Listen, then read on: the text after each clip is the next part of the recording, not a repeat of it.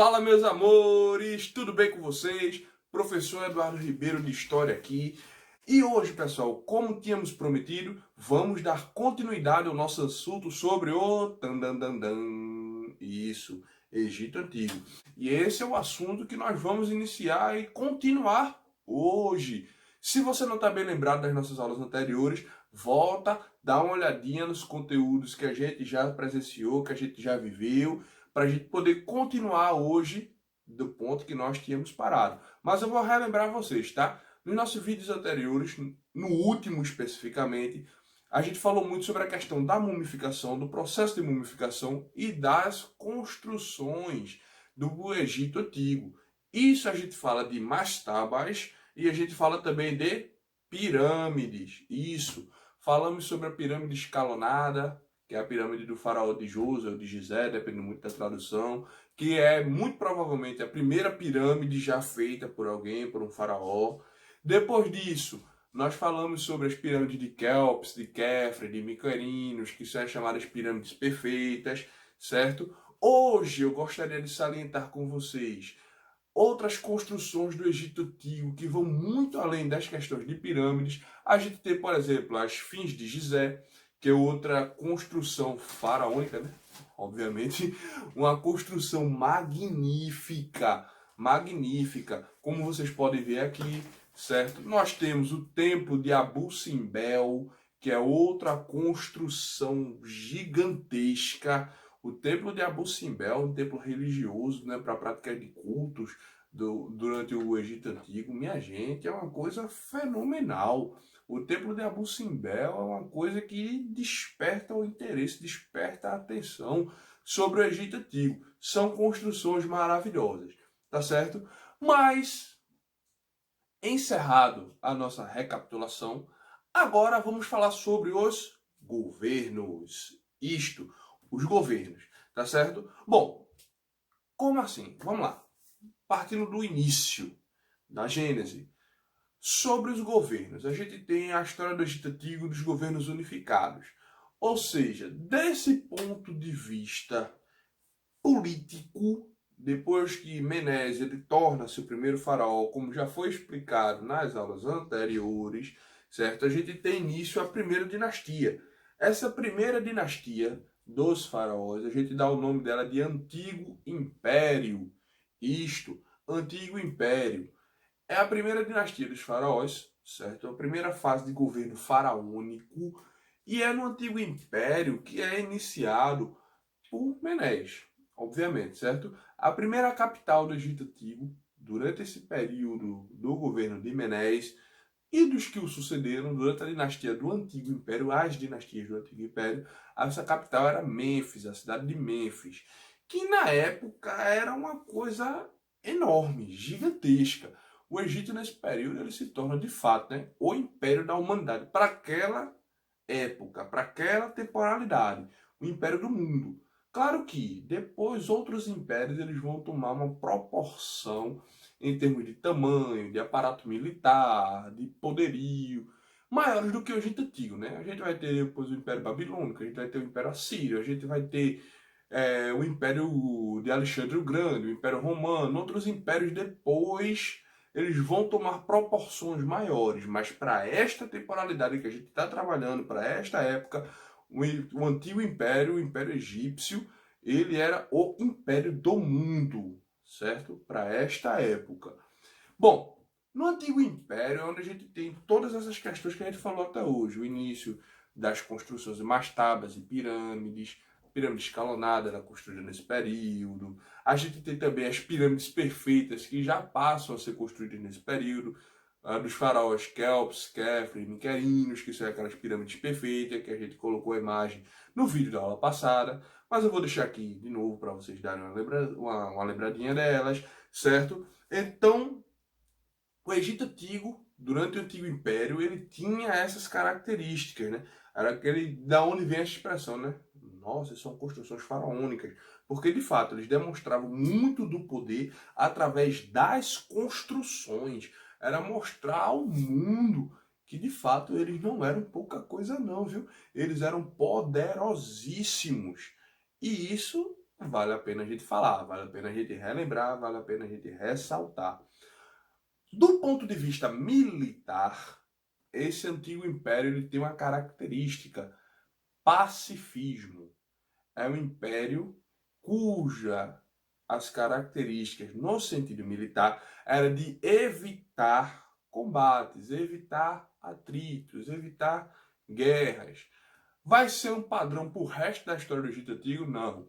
Mas nesse antigo império, sim. Nessa primeira fase de divisão do governo, certo? Buscava-se evitar guerras com outras pessoas, tá certo? Buscava-se evitar esse tipo de coisa, até porque não era uma coisa lá, oh meu Deus, como isso vai trazer ganhos significativos e reais. Provavelmente não interessava, certo? Até uma logística de transporte de tropas, para o momento, nesse Egito Antigo, era bastante complicada, né? A gente sabe as questões geográficas do Egito, como a gente já falou. É uma civilização que nasce dentro do deserto, do Saara. Então é uma civilização difícil de ter essa logística operacional forte e útil, certo? Depois, com o passar do tempo, com inovações técnicas, isso melhora um pouco, tá certo? Mas, para o momento, era um pouco difícil.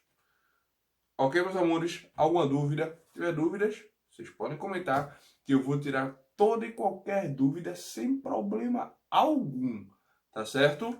Não se sintam constrangidos, tá bom?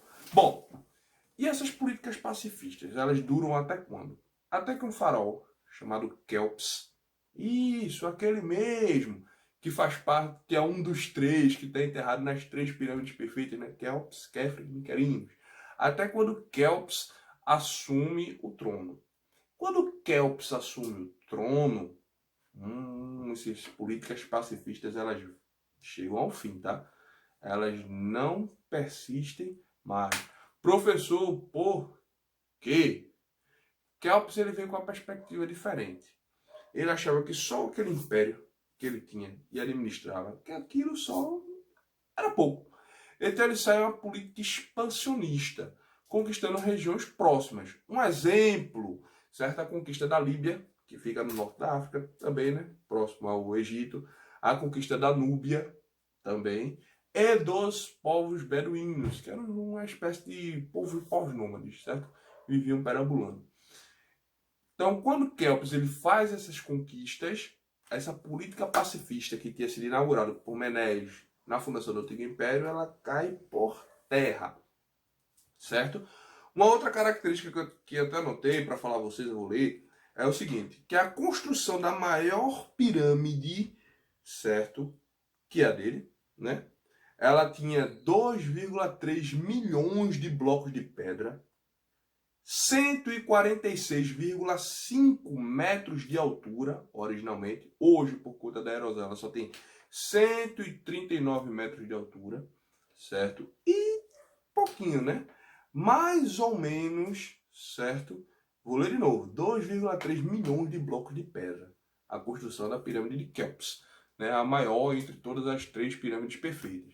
Bom, é interessante a gente falar do seguinte, sobre essa questão das pirâmides. Um camarada, né, como Kelps, um faraó rico, poderoso, expansionista, ele queria ser enterrado no luxo, então ele queria deixar o nome dele registrado para a posteridade, para a história. De fato, Kelps, ele consegue, certo? É no governo de Kelps também que se tem o estabelecimento da escrita por hieroglifo. Lembram-se disso? Os hieroglifos eles são uma coisa importante dentro dessa narrativa egípcia. O hieroglifo era a língua utilizada por eles, certo? Que até pouco tempo atrás não se sabia se era de fato uma língua escrita ou se era um desenho. Não se sabia, certo? Só no século XIX, entre os séculos XIX e XX, que com um arqueólogo chamado Howard Carter, certo? Ele descobre artefatos que conseguem traduzir os hieroglifos, certo? Entre eles, uma coisa interessante é a Pedra de Roseta. A Pedra de Roseta era uma pedra construída durante aquele período do Egito Antigo, que ela tinha traduções dos hieroglifos para o grego. Aí a partir do grego que se consegue traduzir os hieroglifos, aí tornou-se mais fácil. Mas até então não sabia se o hieroglifo de fato era uma língua ou não. E ele foi instituído durante o governo de... Estão atentos, né? Kelps. Muito bem. Certo? Então, como é que o antigo império ele chega ao fim, né? Depois de Kelps, Catherine, Miquerinos e outros que vão suceder depois, o antigo império ele vai passar por algumas crises. Primeiro, uma crise religiosa. Os sacerdotes eles tinham muita independência. Muita independência. Para uma sociedade teocrática cujo líder dizia-se Deus, era difícil você dar tanta independência para sacerdotes. Muito difícil. Certo? Muito difícil mesmo. Porque você vai dar tanta independência para sacerdote e aí como é que fica?